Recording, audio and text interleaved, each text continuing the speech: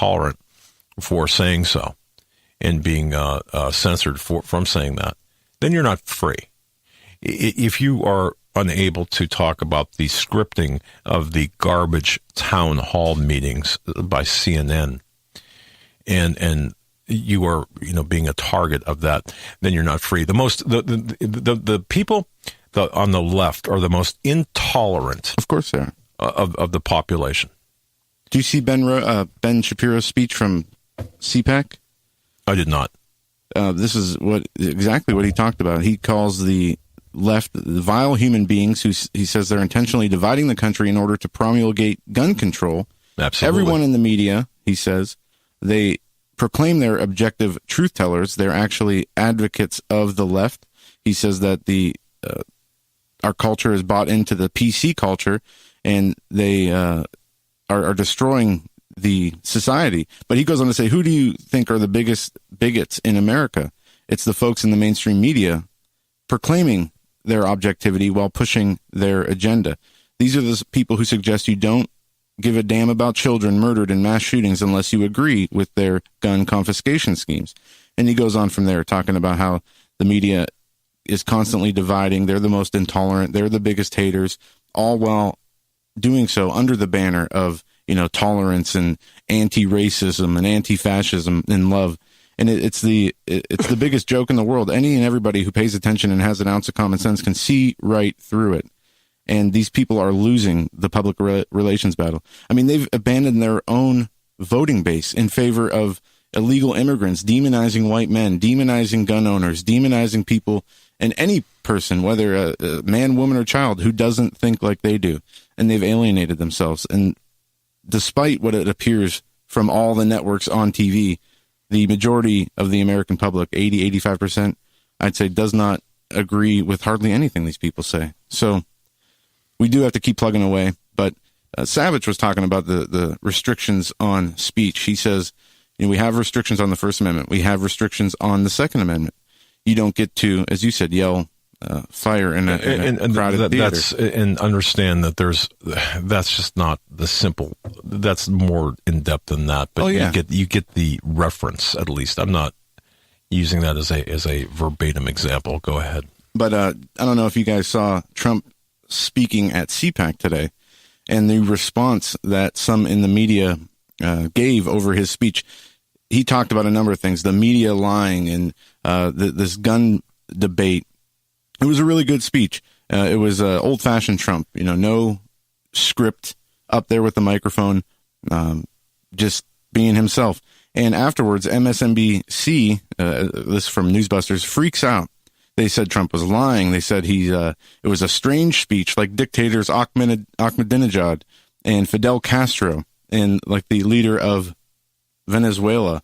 And it's pretty funny. We listened to the clip before we went live, and these people are they have no real ideas. They have no real arguments, so they are reduced to name calling and attempting to twist the president's words and what he believes and his ideology. And we saw Peter Chowka did a great article yesterday pointing this out. Absolutely. CNN comes in, breaking news, Trump approves domestic violence, or whatever their crazy thought of the minute is. And it just shows you how far away from the truth, how far away from facts, how far away from relevance that these people have gone. Yeah, exactly. It's almost like a comedy show at this point. Well, something it was interesting to hear the back room talk, or I guess that's not the right phrase. The off-air talk, Alex Jones and Milo, and being in that whole presence of that conversation, and understanding people don't have a clue. Number one, it's expensive to broadcast. It's expensive to run an operation like this, and certainly like InfoWars. But when people want to shut you up, you've got everybody. It's a fight. Look, folks, I'm going to tell you this. It is a fight every single day. And I'm not whining about this, but when I come into the office early in the morning and to do my radio show, I'm fighting from the first time as soon as I walk in the door, and Lady, the trooper studio dog, is with me. You've got no idea how the expense and the fight. And after a while, you get beat up. And that's why Steve Quayle sometimes sounds like he's, half ready to blow up.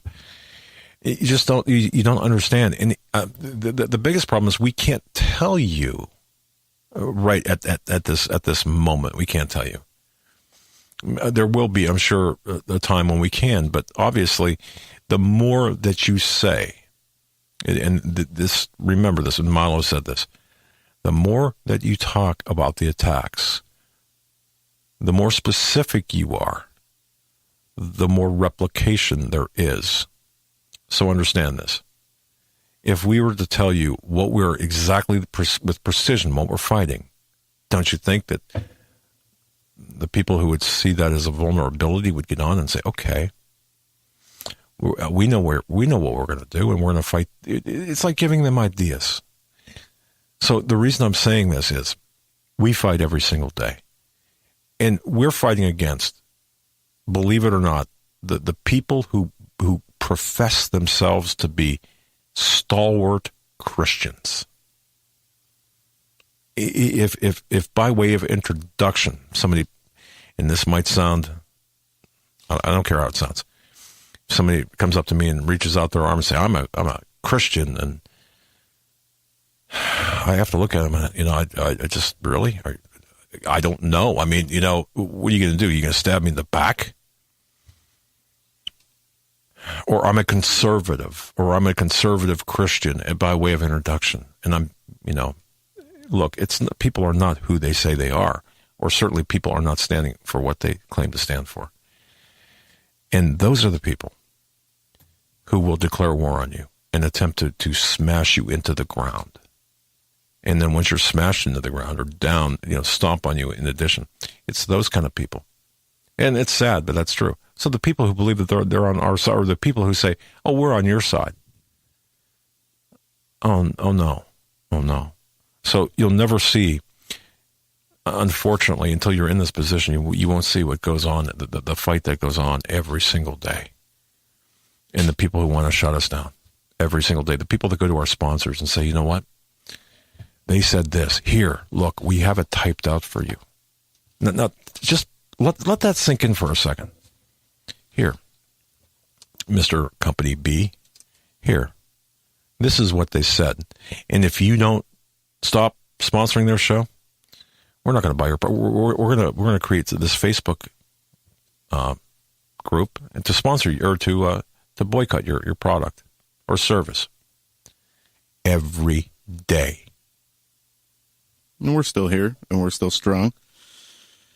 And sometimes I think mentioning, I know we're not being specific with who's doing it, but even mentioning it lends it credibility it doesn't have in the first place. So we're just going to continue to move forward. It's funny how somebody could actually, yeah, you're right. You're right. Or this is the new flavor. Well, they are Russian agents. Yeah, well, obviously that's a joke. Is it really? You still it's fight? A joke. There is but I'm the one paying the flipping bills to fight that. It doesn't matter. I mean, people can say and do anything. Yeah, they can at our expense, and they do at our expense. What can you can't control it. So, well, again, this okay. So the message is, and this is to you. We're right now we're in a war. So somebody should tap you on the shoulder and say, if you're not aware of this, you need to be. And maybe that's overly dramatic. And I don't mean to be overly dramatic. I'm just passionate right now. And I'm tired. Frankly, I'm tired. I've had it. I've had it with the mealy-mouthed people out there who just don't give a damn about anything. And they think, you know what? The Hagmans or the Dobbenmeyers or the Quayles or whoever, they'll be there. And if they're not, so what? Or InfoWars, they'll be there, And we don't have to fight for them. Okay, we're fighting for you. It might not seem that way, but we're fighting for you. Get in the game. I don't know. That's the only thing I've got to say. So, well, we are just a few minutes from the break. I want to bring your attention to something that happened earlier this week that has been overshadowed by the Florida school shooting. The World Government Summit was held in the Arabian Peninsula as top globalist, communist, and Islamists from around the world attended. And that's the real name of the the summit, the World Government Summit. And what they had talked about is a push towards the New World Order. They called for a bunch of speakers made clear that liberty, self-government, and the American First agenda were in the crosshairs.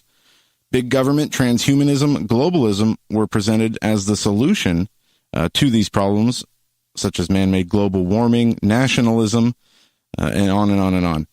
Critics ridiculed and slammed the American Constitution, liberty, and self-government ideals, and the speakers, organizers, and attendees barely bothered to conceal the fact, almost like they were proud of it. And one thing that is interesting about this, and we're going to get into this on the other side because there's a lot in this article. This was from Wednesday. They promoted, again, they said, we are pleading for institutions to realign with the New World Order. Also, other speakers were quoted. One claimed that people's expectations need governments to develop progressive policies that can accommodate this global transition. Of course, New World Order, progressive policies are both loaded terms that offer a strong hint about the real agenda and the forces behind the World Government Summit. And we see that for decades that these globalists have, as well as multiple presidents, have been openly and loudly calling for a new world order. And they go through examples in this article. But the World Government and the World Government Summit chairman, Mohammed al-Grouagi, who serves as the Minister of the Future, boasted that the summit, now in its 6th year, was a permanent knowledge platform for governments throughout the World Government Summit in order to create international cooperation, preparing for the goal of a future within the framework of global efforts to achieve the common goal of a new world order.